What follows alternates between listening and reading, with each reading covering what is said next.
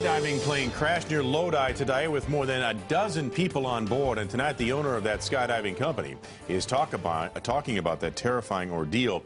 The pilot sustained minor injuries, but no one else was hurt. Good evening, I'm Sam Shane. And I'm Christina Janes. This crash happened this afternoon southeast of Lodi on Jahant Road near a skydiving center there. And CBS 13's Shirin Rajaee is in a campo with this developing story. Shirin?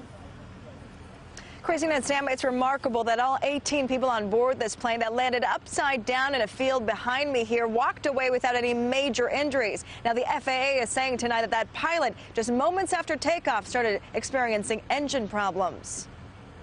It was loud and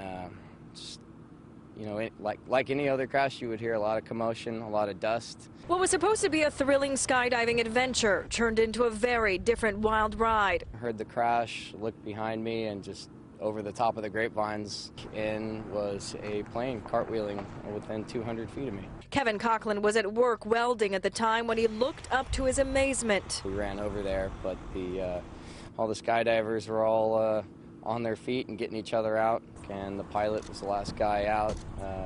Face was a little beat up and bloodied, but he was walking on his feet. The single-engine Cessna 208 took off from Lodi Municipal Airport with 17 excited thrill-seekers on board and one pilot when that pilot started experiencing engine trouble. I saw a plane heading right for us, and I told my husband, that plane's going to hit us. The pilot tried to return to the airport but didn't make it. And as he started to drop, the plane actually clipped the truck Cindy Martin and her husband were driving in. It clipped the back end of our vehicle and then went across the road and flipped out into the vineyard. Crashing upside down in this grape field just feet away from a home. Passengers visibly shaken but walking off unscathed. Everybody's fine, so I'm quite pleased with that. I mean, it could have been quite a tragedy. Bill Dause, the owner of the parachute center in Acampo, says he doesn't know what went wrong, that his plane was well maintained and in the sport for quite some time. We have no idea why it stopped running. It's something we'll look into.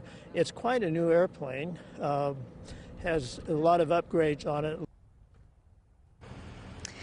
A lot of unanswered questions. Of course, the FAA and NTSB will be investigating this. Now, the pilot did suffer minor injuries, a bloodied nose, but what's really amazing is that half of these passengers actually got back in the air to go skydiving just 15 minutes after they got back to the airport. Wow. So certainly this crash did not stop them. That is remarkable. Yeah. Not only did the people on board the plane, but those two in the pickup truck were not hurt. I mean, it was really unbelievable.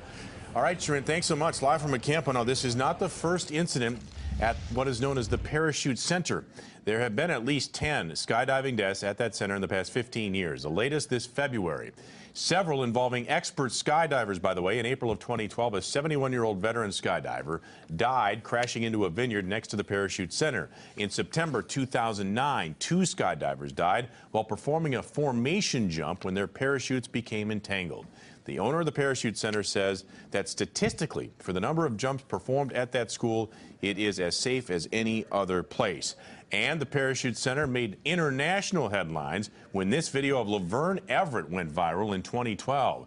A skydiving jump to celebrate her 80th birthday went terribly wrong when Laverne slipped out of the harness. Her instructor was able to hold on until they landed safely.